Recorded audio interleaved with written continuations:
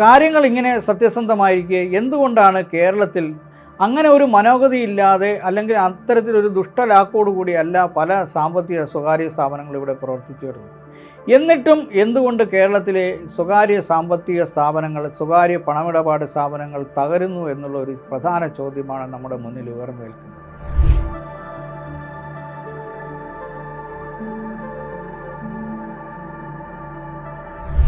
നമസ്കാരം. കഴിഞ്ഞ ഒരാഴ്ചയിലധികമായി കേരളം ചർച്ച ചെയ്തുകൊണ്ടിരിക്കുന്ന ഒരു പ്രധാനപ്പെട്ട വിഷയമാണ് പകുതി വില തട്ടിപ്പ്.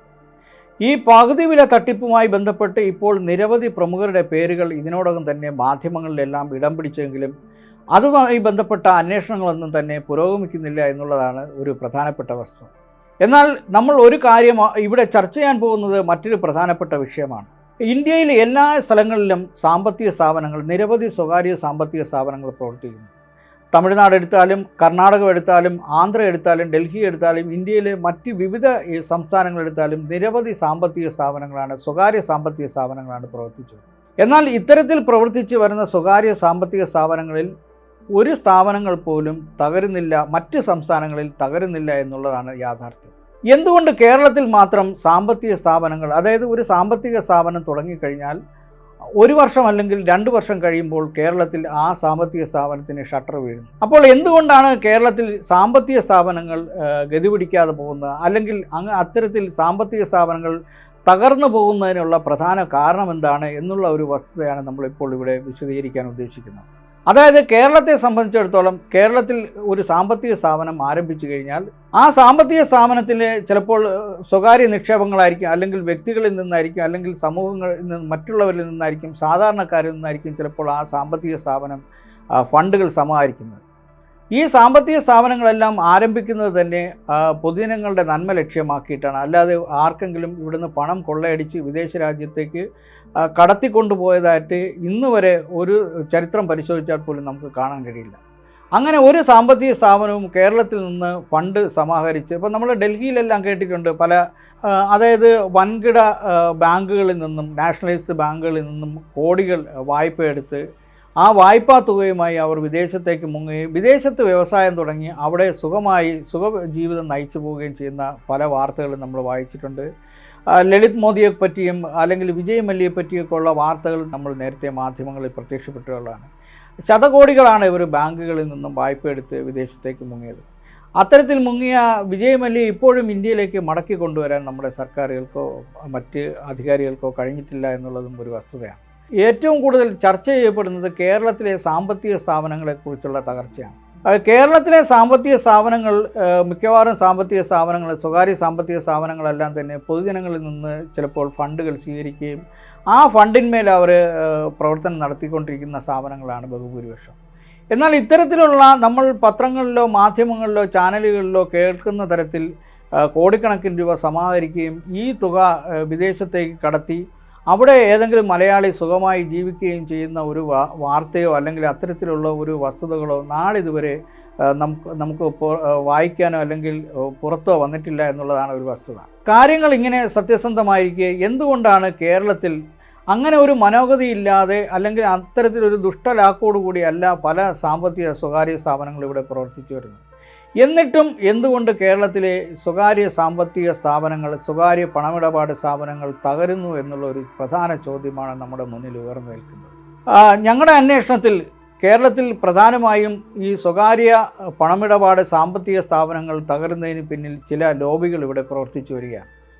അതായത് സ്വകാര്യ സാമ്പത്തിക പണമിടപാട് സ്ഥാപനങ്ങൾ പൊതുജനങ്ങളിൽ നിന്ന് പണം സ്വീകരിക്കുകയും ഈ പണം ഉപയോഗിച്ച് അവർ വിവിധ നിക്ഷേപങ്ങൾ നടത്തുകയും അല്ലെങ്കിൽ വിവിധ വ്യവസായങ്ങളിൽ പണം നിക്ഷേപിക്കുകയും അതിൻ്റെ ലാഭവിഹിതം എടുത്താണ് ഈ സ്വകാര്യ സ്ഥാപനങ്ങളിലെ നിക്ഷേപകർക്ക് അവർക്ക് പലിശയും അല്ലെങ്കിൽ വിഹിതവും മറ്റുമെല്ലാം മടക്കി കൊടുക്കുന്നത്.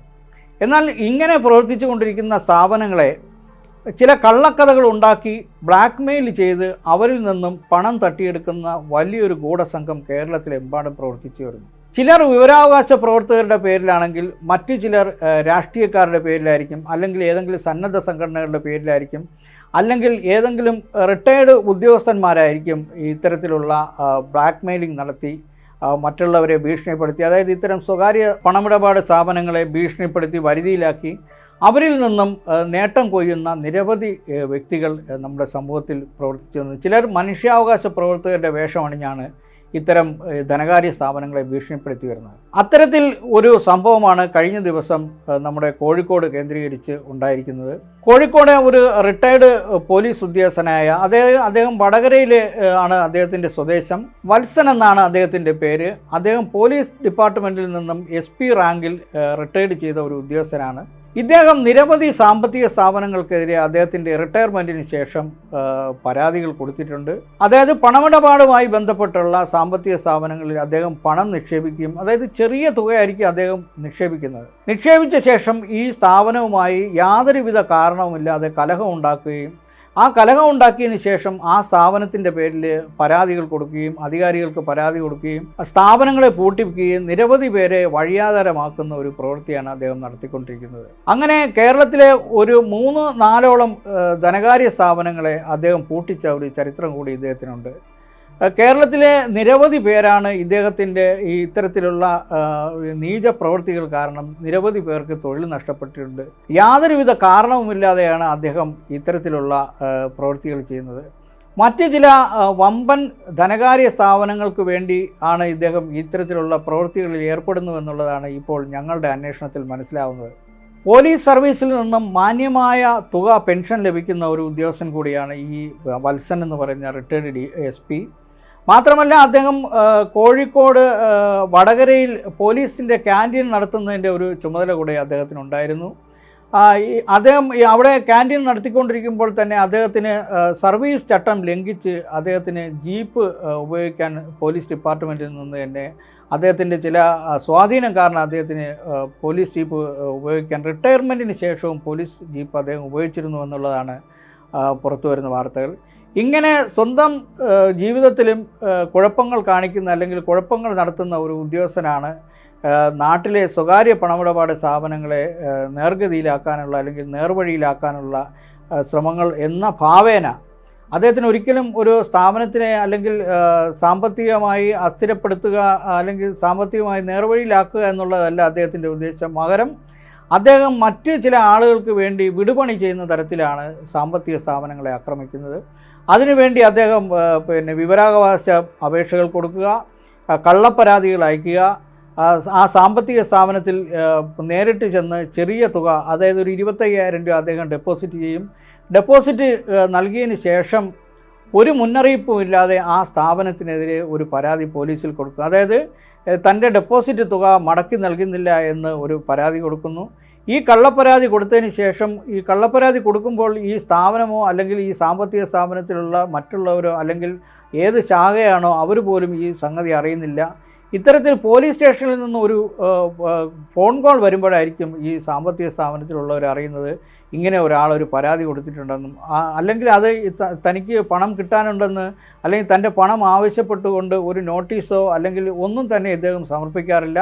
ഇദ്ദേഹം നേരിട്ട് ആദ്യം ഡെപ്പോസിറ്റ് കൊടുക്കുന്നു. ഡെപ്പോസിറ്റ് കൊടുത്തതിന് ശേഷം 1-2 മാസം കഴിയുമ്പോൾ പോലീസ് സ്റ്റേഷനിൽ പോയി ഒരു പരാതി കൊടുക്കുന്നു. പിന്നെ അതിനെ കേസാക്കുന്നു. പിന്നീട് അത് പത്രവാർത്തയാക്കുന്നു. ചിലർ അദ്ദേഹത്തിൻ്റെ ഭീഷണിക്ക് വഴങ്ങി അദ്ദേഹം പറയുന്ന രീതിയിലുള്ള കാര്യങ്ങൾ നടത്തി കൊടുക്കുന്നു. ഇത്തരത്തിൽ നിരവധി സ്ഥാപനങ്ങളെയാണ് ഇദ്ദേഹം തകർത്തുകൊണ്ടിരിക്കുന്നത്. ഈ സ്ഥാപനങ്ങളെ തിരഞ്ഞു പിടിച്ച് തകർക്കുന്ന ഒരു ലോബി കേരളത്തിൽ പ്രവർത്തിച്ചു വരുന്നു. ഈ ലോബിയെക്കുറിച്ച് പോലീസും ആഭ്യന്തര വകുപ്പും അന്വേഷണം നടത്തിയില്ലെങ്കിൽ നിരവധി സ്ഥാപനങ്ങൾ തകർന്നടിയുകയും ആയിരക്കണക്കിന് പേരുടെ തൊഴിൽ നഷ്ടവും നിരവധി പേരുടെ ആത്മഹത്യയ്ക്കും തന്നെ വഴിവെക്കുമെന്നുള്ള കാര്യത്തിൽ യാതൊരു സംശയവുമില്ല. അതുകൊണ്ട് ഇത്തരത്തിൽ പ്രവർത്തിക്കുന്ന ഗൂഢസംഘങ്ങളെക്കുറിച്ച് അടിയന്തരമായി ഒരു അന്വേഷണം ആഭ്യന്തര വകുപ്പിൻ്റെ ഭാഗത്തു നിന്നും ഉണ്ടാകണമെന്നാണ് ഈ മേഖലയിൽ പ്രവർത്തിക്കുന്ന അല്ലെങ്കിൽ ഈ മേഖലയിൽ തൊഴിലെടുക്കുന്ന ആയിരക്കണക്കിന് പേർ തനിനിറത്തോട് പറഞ്ഞത്.